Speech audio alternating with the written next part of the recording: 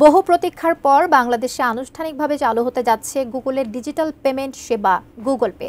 আগামী 1 মাসের মধ্যেই দেশের ডিজিটাল লেনদেন ব্যবস্থায় এই সেবার কার্যক্রম শুরু হতে পারে। গুগল পে কি এবং এর মাধ্যমে কি কি সুবিধা পেতে পারবেন ব্যবহারকারীরা, বিস্তারিত জানাচ্ছেন ইমতিয়াজ আলম। হাতে থাকা স্মার্টফোনটিই হয়ে উঠবে একটি ডিজিটাল ওয়ালেট। বহন করতে হবে না কোনো ব্যাংক কার্ড কিংবা থাকবে না কোনো হারিয়ে যাওয়ার ভয়। আকাশপথে যাতায়াত থেকে শুরু করে কেনাকাটা কিংবা ইন্টারন্যাশনাল পেমেন্ট বা সাবস্ক্রিপশন সবকিছুতেই মোবাইল ফোনেই হবে লেনদেন। স্মার্টফোনের মাধ্যমে আধুনিক জীবনের নানা লেনদেনকে এক ছাতার নিচে এনে সহজ করার এই উদ্যোগের বাস্তবরূপই হল গুগল পে।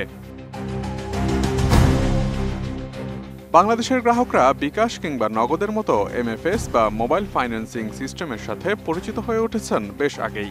তবে অবকাঠামোগত সীমাবদ্ধতার কারণে আন্তর্জাতিক পরিসরে লেনদেনের ক্ষেত্রে ব্যবহারকারীরা এই মাধ্যমগুলোতে পূর্ণাঙ্গ সেবা পান না। এখানেই বাজিমাত করবে গুগল পে।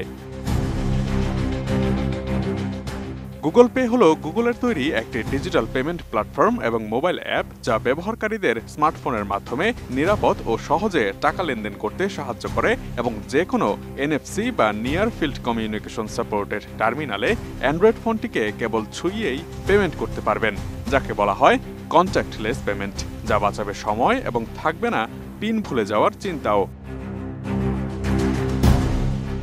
এখন পর্যন্ত দেশের ব্যাংকিং অবকাঠামোগুলোর সাথে গুগল ওয়ালেটের সমন্বয় না থাকায় বাংলাদেশে এই সেবা চালু করা সম্ভব হয়নি। সিটি ব্যাংক ও গুগল একসাথে এই প্রকল্প বাস্তবায়নের দায়িত্ব নিয়েছে। আগামী 1 মাসের মধ্যে প্রাথমিক পর্যায়ে সিটি ব্যাংকের গ্রাহকরা তাদের বাংলাদেশি মুদ্রার ভিসা ও মাস্টার কার্ড গুগল ওয়ালেটের সঙ্গে যুক্ত করতে পারবেন। তবে ধাপে ধাপে দেশের অন্যান্য ব্যাংকও এই সেবায় যুক্ত হবে। RICL TMX, যুগের পর যুগ স্থাপনা থাকে মজবুত। ডিজিটাল কন্ট্যাক্টলেস পেমেন্টের ক্ষেত্রে বেশ এগিয়ে আছে ভারত। 2024 সালের ডিসেম্বরে দেশটির মোট ডিজিটাল লেনদেনের 93% এবং লেনদেনের মূল্যের 92%ই ইউপিআই বা ইউনিফাইড পেমেন্টস ইন্টারফেসের মাধ্যমে হয়েছে। সম্প্রতি মার্চ থেকে পাকিস্তানেও গুগল পে সেবা চালু হয়েছে। এছাড়া গুগল পে দক্ষিণ এশিয়ার বাইরেও সিঙ্গাপুর, থাইল্যান্ড, ভিয়েতনাম এবং মালয়েশিয়ার মতো দক্ষিণ পূর্ব এশিয়ার দেশগুলোতেও ব্যাপক হারে ব্যবহৃত হচ্ছে।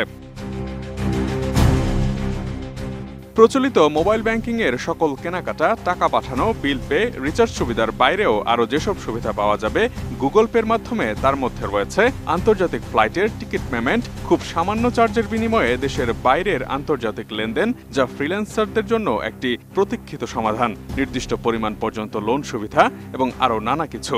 গুগল পে যেহেতু একটি ব্যাংক নির্ভর সেবা, তাই এর মাধ্যমে আরও অধিক সংখ্যক মানুষকে ব্যাংকিংয়ের আওতায় আনা সম্ভব হবে।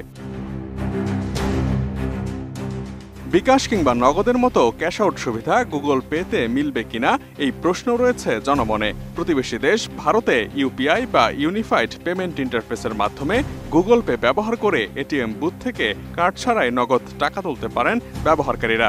এতে ক্যাশ আউট চার্জও সাশ্রয় হয়। বাংলাদেশে এই সেবা চালু হলে এই সিস্টেম এখানেও থাকবে বলেই আশা সংশ্লিষ্ট জনের। এত কিছুর পরেও থেকে যায় সাধারণ ব্যবহারকারীদের স্পর্শকাতর আর্থিক তথ্য ও লেনদেনের বিষয়টি। ডিজিটাল ওয়ালেট সেবাগুলো সাধারণত স্পর্শকাতর আর্থিক তথ্য ও লেনদেন পরিচালনা করে, তবে সংশ্লিষ্ট সূত্রের মতে গুগল ওয়ালেট ব্যবহারকারীদের কোনো তথ্য সংরক্ষণ করবে না। তাই অ্যাপ চালুর ক্ষেত্রে বাংলাদেশ ব্যাংকের সরাসরি অনুমোদনেরও প্রয়োজন হবে না। তবে দেশের বাজারে প্রতিযোগিতামূলক অংশীদার বাড়লে সেবার মানও উন্নত হবে বলে আশাবাদী ব্যবহারকারী ও বিশ্লেষকরা। Imtiaz Alam, desk report, ATN news.